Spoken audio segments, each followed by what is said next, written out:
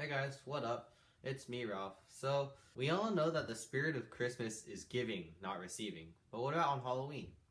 When we were younger, we all went up to strangers' doors and asking for candy. And when we were older, we decided that going up to strangers' doors and asking for candy is for little kids, quote, and that we should instead stay home and give out candy. So couldn't one just argue that the spirit of Halloween is also giving? Because you're staying home and giving kids candy, right? So I thought this idea was well illustrated with this Halloween experience from my sister and my mom.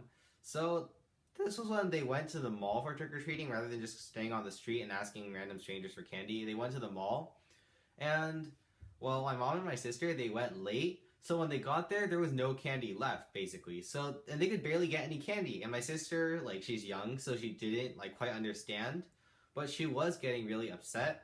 So what my mom did is she went up to C's Candy, bought candy, and went up to stores, secretly gave the clerks, candy, and told them trick or treat, and tried to have the clerks give my sister candy that my mom just gave to the clerk. So then my sister could get that trick-or-treating experience. And then some pretty interesting things did happen.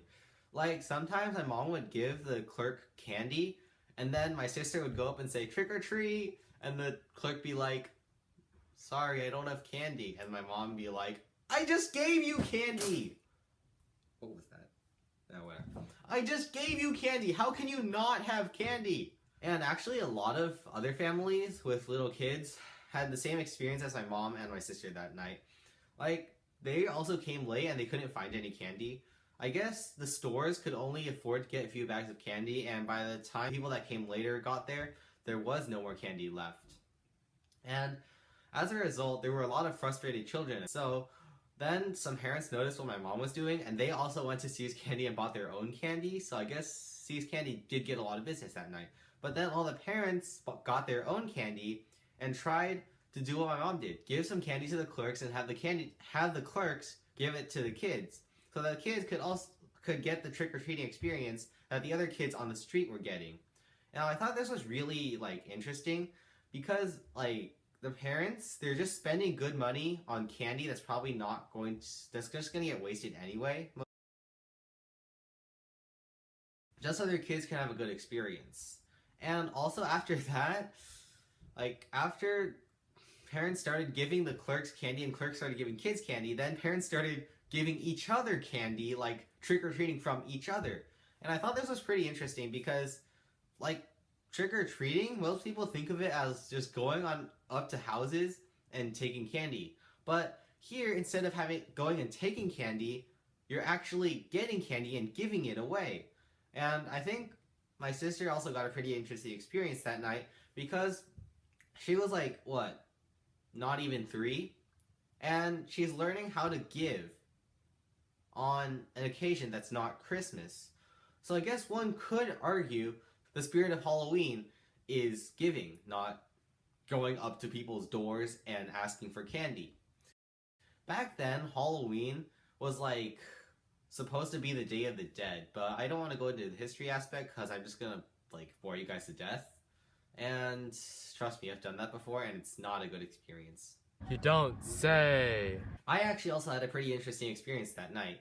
That night, instead of me going up to strangers' doors and asking for candy, or staying home and giving out candy to all the kids, going up to strangers' doors asking for candy, I decided to take my violin with me to this really popular house. Like, it had awesome decorations. I decided to go there and just play violin and see if people would give me candy.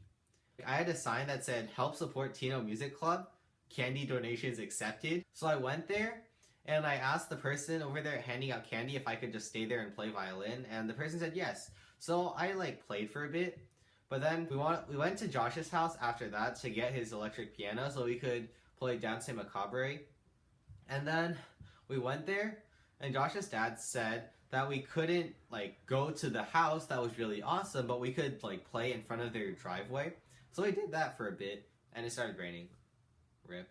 So we started going back to the really awesome house I was going to play violin at. So then I went there, but then when we got there, the rain, like, just stopped. It just stopped raining. So then I unpacked, and I started playing again. And then and then the owner of the house, well, I didn't know it was the owner, but this guy like came up to me. He's like, he basically told me to get off his lawn, but I couldn't really tell because I was playing. And then I thought he told me to just back up a little, so I backed up a little bit. And then he came back and told me to get off his lawn, and I backed up a little bit because I couldn't quite understand what he was saying. So then I backed up some more, and I backed up some more, and then he just got mad. And he basically told me to get off his lawn or he's going to break my violin. Quote, I'm going to bust up every string you've got. Well, actually I had 2 sets of spare strings, so it would require quite a bit of work. But then like that scared me, so I just grabbed my stuff and and after that we just went home.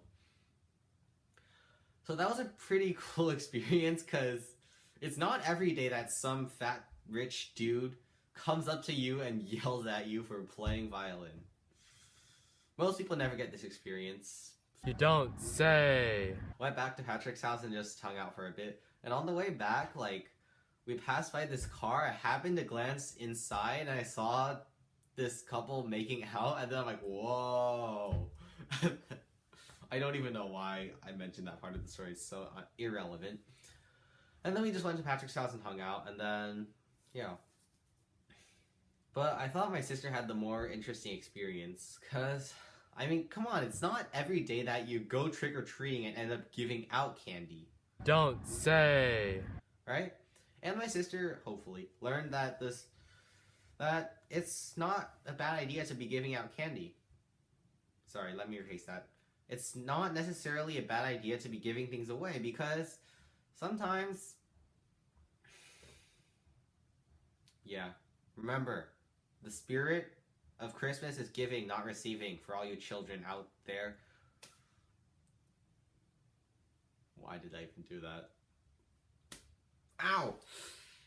Oh, I need to stop face palming like that. Ow, ow, ow, ow, ow. Okay. I should stop it. Okay.